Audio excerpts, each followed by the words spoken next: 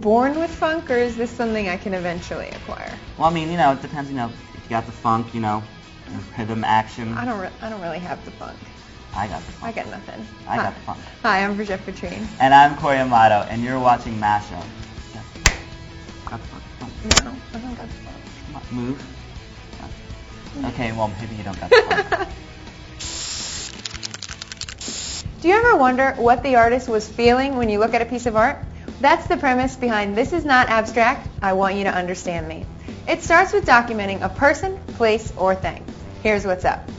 I am always drawing and making art on my free time, and it was just the idea that whenever I feel something or when I interact with somebody, I go home and I make a piece, and it's specifically about a certain event.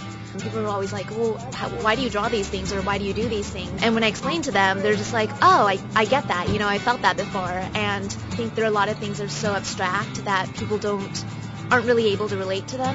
Art doesn't have to be a certain way, we can't communicate. It doesn't have to be so completely abstract that nobody understands it. I think one of the pieces that I got that I really, really liked was actually from one of my close friends. And it was just honest and truthful, and I think she has, in person, knowing her, she has a hard time kind of like opening herself up. With this piece, she was just so completely open about her feelings. I was awed by that. I feel like there's so much room for like misunderstanding these days. A lot of times I think we can relate to each other even though we're completely different. And that's something I want people to realize. If we can just communicate with people and like relate to people and sympathize, we would go a lot further. And I just basically want to open things up so it's not so exclusive, like open up to a community and get people to participate and just, I guess, understand each other. Submit your entry with your name, location, and age unless you prefer to remain anonymous. But be sure to include one word or sentence about how or what it makes you feel. Then submit it to iwantyoutounderstandme@gmail.com.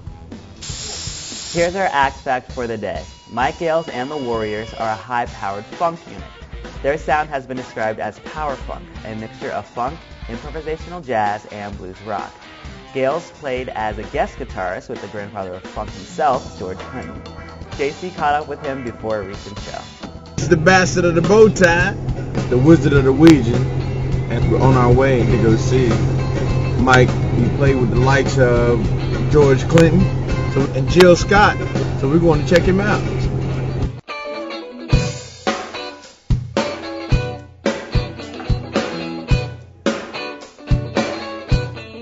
I think what I try to do is stretch the boundaries, just the generic boundaries, like of rock and funk. So it's a hybrid sound. So me, on bass, Mr. Chris Lloyd, he's probably one of the baddest bass players I've ever worked with. And that's his brother-in-law, Steve Bynum, on drums. The gentleman with the gray hair who's keeping down percussion, that's Dr. No, we call him, but his name is Bruce. Talent here is crazy. I'm talking about from just hip-hop to rock to blues to, I've heard some bluegrass cats from here that just stifle me, man. Walking on Wall Street and cats blow me away. Guys be rhyming and shit, and it's just like, it's just take me out. It's just a beautiful scene here. But I never thought that there was an avenue for artists to get out. And I think what you guys are doing is so beautiful because you're taking, the beautiful artists here and you're giving them a shot. If people want to get into something new and something that's kind of not the same ordinary, you need to come to a Mike Gales and Warriors show. Guitar World magazine says Mike Gales and the Warriors are becoming one of the hottest live acts to hit the music scene in a long time.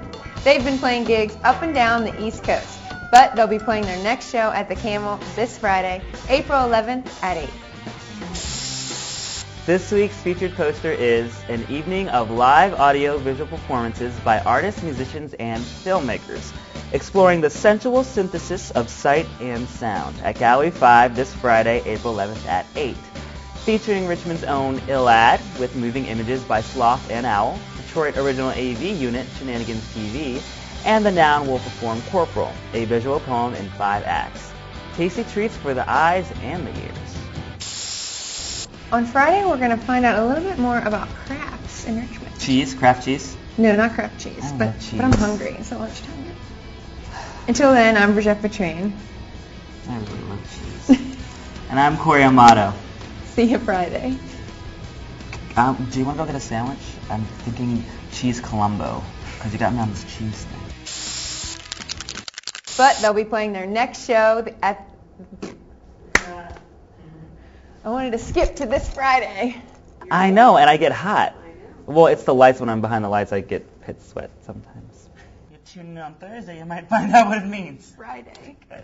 Oh, Friday. Until then, I'm Corey Amato. And I'm Brigitte Petrine. And my voice just cracked. And I'm Corey Amato.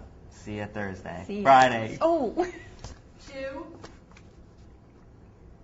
We didn't discuss who was going for it. Are we doing the closing or the intro? 3, Okay. 2.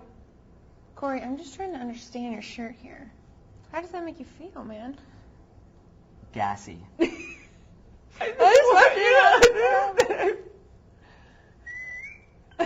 So, what are your feelings on DI? Oh, I said so. You did. 3, 2. I was like, what is that noise for? All I can say is say stop. You don't have to go.